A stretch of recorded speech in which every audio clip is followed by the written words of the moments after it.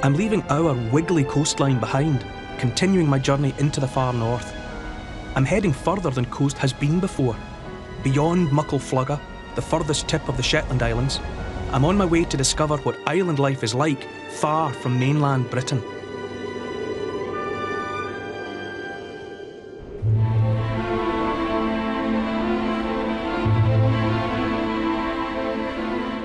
Adrift in the vast Atlantic, the Faroe Islands. My final landfall. It takes at least 12 hours to get here by boat, so I've taken the express route to the Faroes by plane. What a way to catch my first glimpse of these mystical islands. Oh yeah, look at that, that is Lord of the Rings. It's Middle-earth.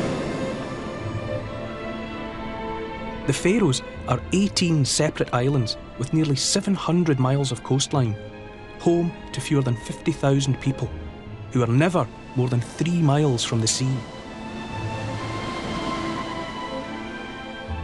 The landscape's staggeringly beautiful, sheer cliffs, rugged mountains, and stunning sea stacks. It's not surprising then that landing on these islands is pretty hair-raising.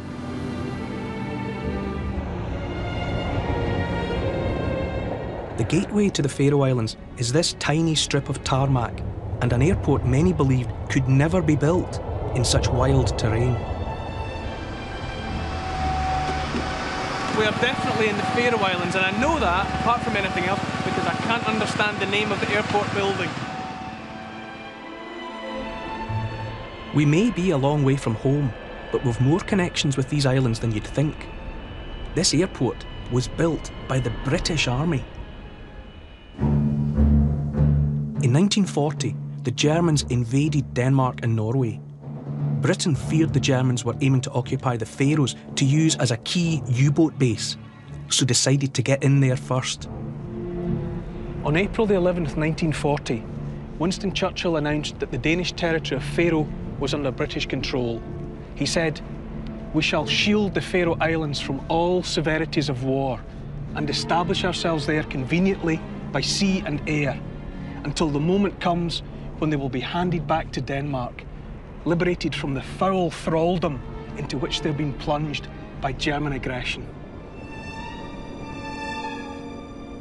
An airport was essential for the British military, but building one in this mountainous terrain seemed impossible. After several failed surveys, British Army engineers found a spot flat enough for a runway. Just. The airport is as much a lifeline now as in the Second World War. But that's not all the soldiers left behind. When the British troops arrived on Vagar, they found just a handful of vehicles and almost no roads. By the time they left, they'd built an entire roads network, and they left behind 300 vehicles like this one for the locals. That must have been just about one each.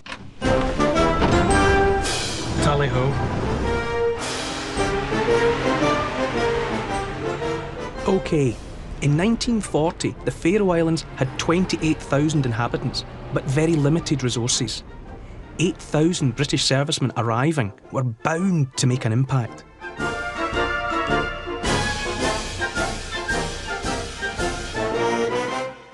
Over there, on the flat ground of the modern village, that was the camp. So Nissen huts, canteens, barracks, all the paraphernalia of camp life. This is the site of a huge gun emplacement. These are the ammunition stores, so you get a sense from the size of these just how big the guns were. The men here were guarding something pretty important. This inauspicious building, barely touched for 60 years, could hold a clue as to what that importance was. It's a garage now. The usual petrol and diesel fumes and tools and things. Up there, a couple of empty offices. Don't know what they're for. But locals hereabouts will tell you this was a sector headquarters for the Battle of the North Atlantic. And look, there's Norway, there's Iceland, and there's the vast black emptiness of the North Atlantic. Although operations in the Atlantic were monitored from the Faroes, the troops stationed here didn't see much direct action.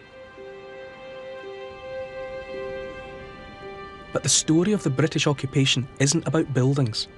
There's something less tangible but much stronger.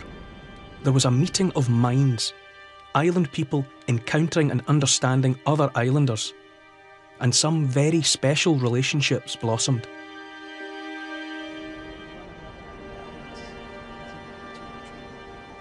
At the site of the old officers' mess, I'm meeting local historian Mina Reinert with Ragnhild Thomason, who was only 19 when the troops arrived. What was it like to suddenly have hundreds or thousands of British troops here, British men here? What did it do to the atmosphere of the island? Ja. Hvordan var det å ha alle disse rævlige nekvar tusentals soldater her? Det var deiligt. It's wonderful, she says.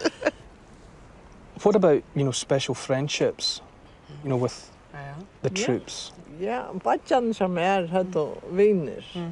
Og der kom inn til der, og så spela kort og forskjellige sånne. Og ta det ångest. Så fortalte jeg forskjellige fra dem. Was there anyone who was special to you? Det noe som tog dem til vel. Nå vil han snakke om Ronny. Ja, Ronny. Bare Ronny. Ronny. Bare Ronny. This is Ronny.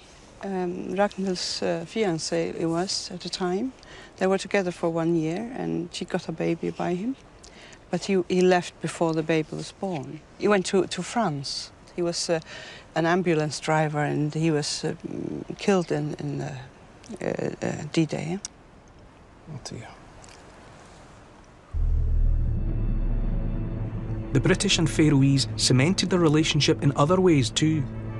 The Faroese fishing fleet played a vital role in feeding the British during wartime shortages. In fact, a fifth of all the fish we ate was landed by the Faroese fishing fleet, often at great risk.